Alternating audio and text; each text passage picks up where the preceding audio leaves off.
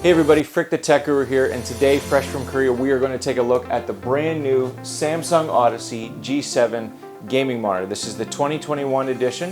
It is a 4K 144Hz monitor, and the reason why I say fresh from Korea is because it's not yet available in North America.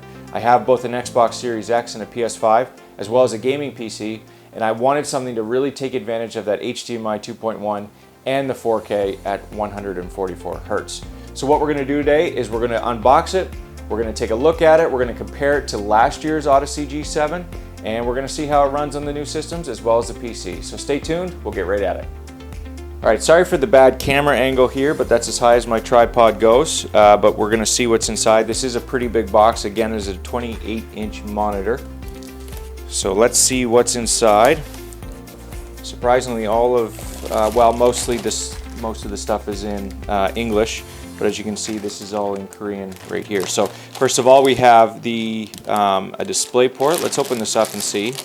So we have the power adapter, and as you can see here, because it is from Korea, it is going to be, I think that's a European that they use, similar. I did notice that in the box that the monitor came in, the person who sold it to me actually included the adapter so I could use it here. It comes with the USB 3.0 cord. It also comes with a display port cable, DP cable, and then here is the adapter, the power adapter. Okay, this is the piece that goes on the back. As you may have seen already, there's lights on the back of the Odyssey monitors, and this piece right here is called the clean back cover, which means after you get everything wired up, it's going to hide all the cables for you. One thing I'm terrible at, if you can't really see in the background, but I'm terrible at cable management. Up next, we have the Vasa Adapter. So this is if you want to mount it, and which is something that I plan to do eventually. I have a spot above my Odyssey G9 for an extra monitor, so that's probably where I'm going to put it. And then here we have the installation guide. Let's see what language it is in. Nope, no language whatsoever. It's pictures, just the way I like it. Okay, we'll follow that a little later. Here's the base. I guess we'll take it out of the wrapper now. It's pretty standard base there. And here, of course, is the arm.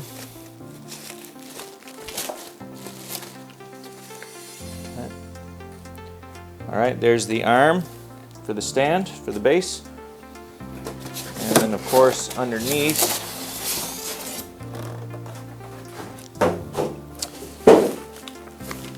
is the monitor itself. Now it's not the thinnest monitor, but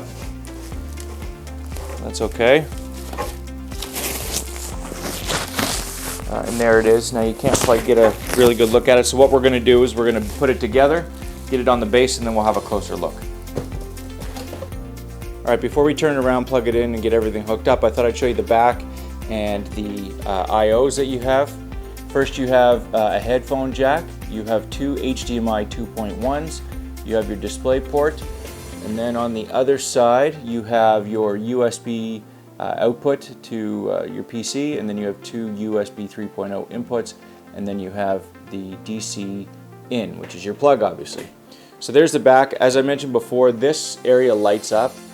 From what I understand, you can, depending on the game, have it mimic the lights in the game, so it adds a little bit of ambiance on your wall behind you. But that's the back. Let's hook everything up and turn it around.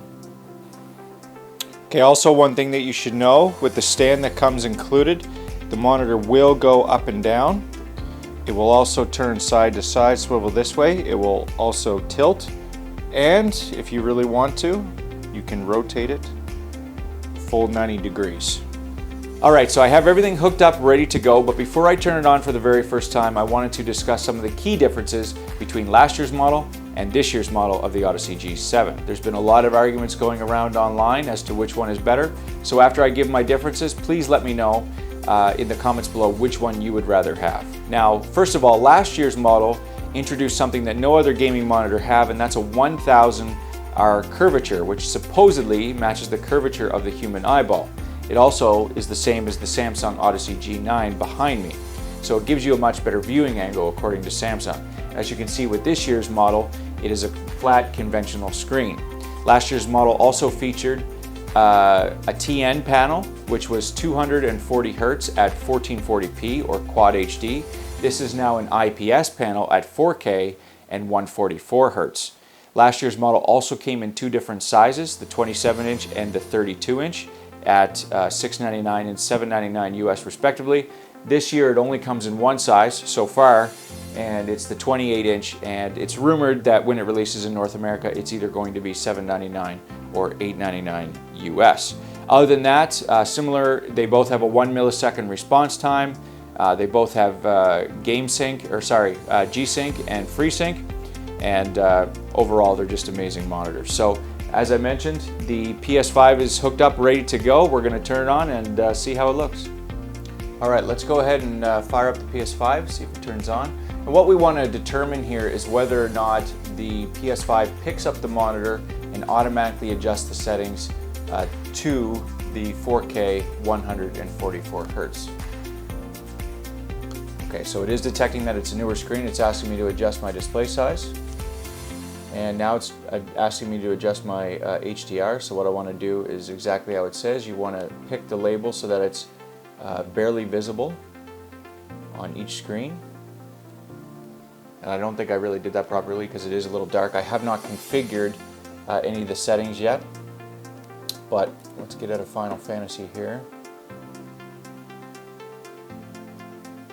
Now it does look like it's at 4K to me, but let's see. We're going to go to Screen and Video, and let's see Video Output Information. Okay, so as of right now, it's telling me that it is at 4K, but it is only running at 60 Hertz.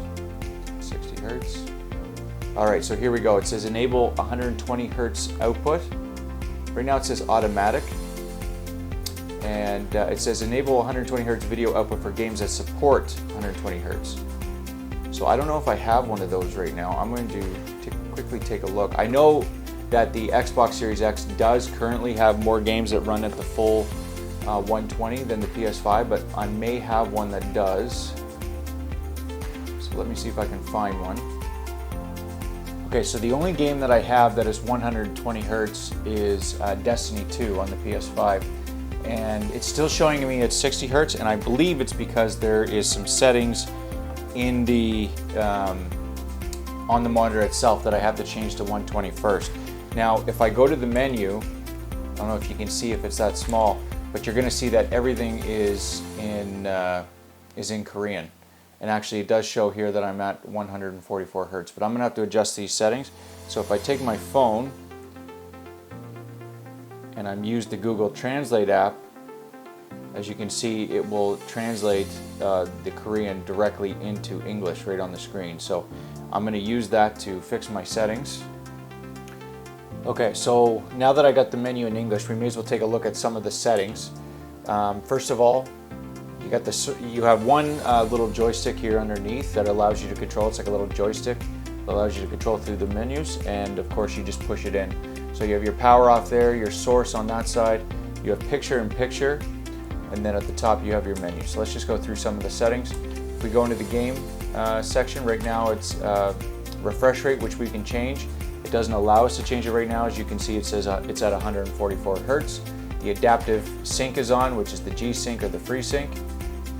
We can also change the response time. Most of these settings are only available when you have it hooked up to a PC.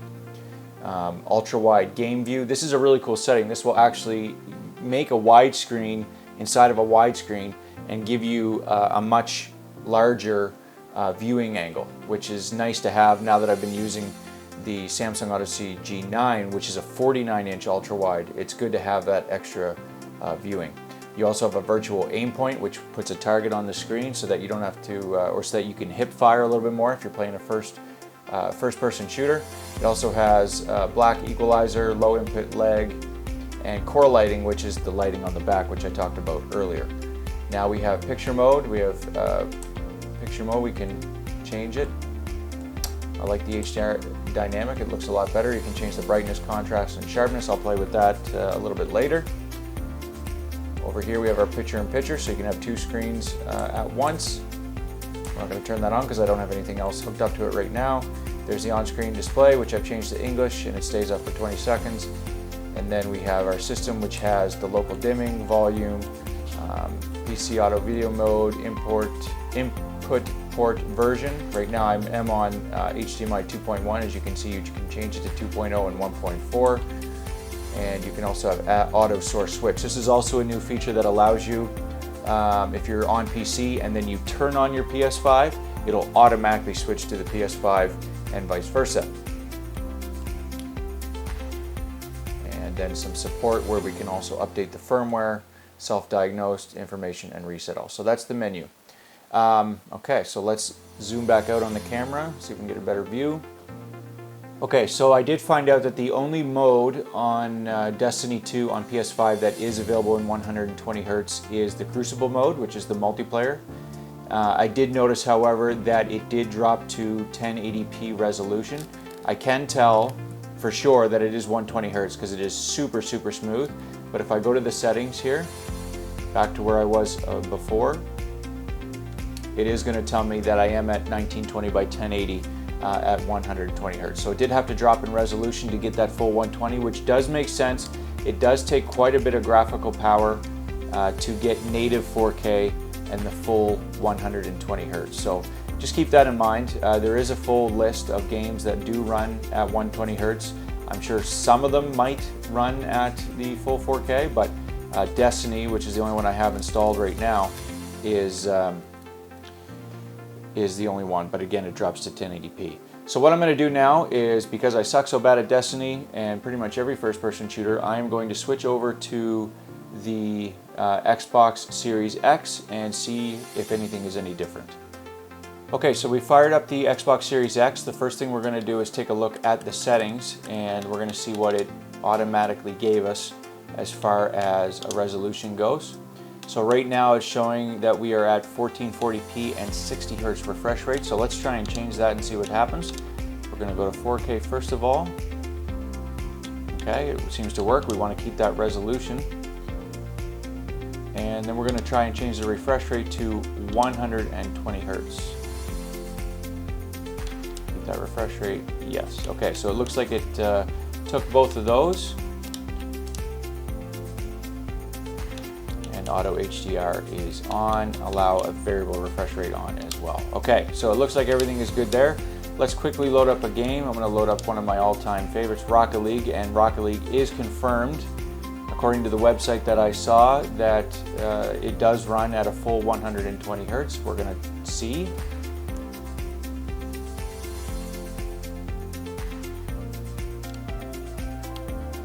Yeah, and it's definitely running at 120 Hz. It is super smooth. Now, I cannot tell if it is running though at full 4K. It seems to be. Of course, this game is not very graphic intensive at all. It's a very simple game to play. Super fun, I highly recommend it.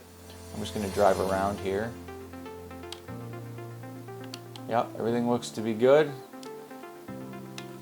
Is there another game I can try here? Okay, so another game that has 120 Hz on the Xbox is Fortnite, so we're going to give that a try. We're going to go into the settings first just to make sure, and as you can see, it's the very first setting under the video, 120 FPS mode, and we are going to turn that on and apply it. We're going to see what happens. Nothing, so the resolution did not change, and it looks incredibly clear. It looks great, guys. I'm just going to play. I have honestly never played this game in my life. My kids are a big fan, but I did want to see whether or not it runs at 4K 120. We're going to find out here as soon as we get into the game. Alright, so the game's loaded up, and I can tell you that it is definitely running at 120 Hz. You can instantly tell how much smoother it is, and it also looks like it's running at 4K resolution. Everything is super crisp and clear, and it looks absolutely great. So the last thing to do, I guess, is test out the PC and see how it looks on this monitor, and we'll take it from there. Alright guys, so I've now hooked it up to my PC, and of course it detected it right away. If I go into the NVIDIA control panel, you will see that I'm running at 3840 by 2160 at the full 144 Hz. I'm just going to make sure everything is good here. Alright, so everything is good there. Let's open a game and see how it looks. See if my computer is actually capable of playing a game at native 4K at 144 Hz. Let's just go with one of the highest demanding games there is, Cyberpunk.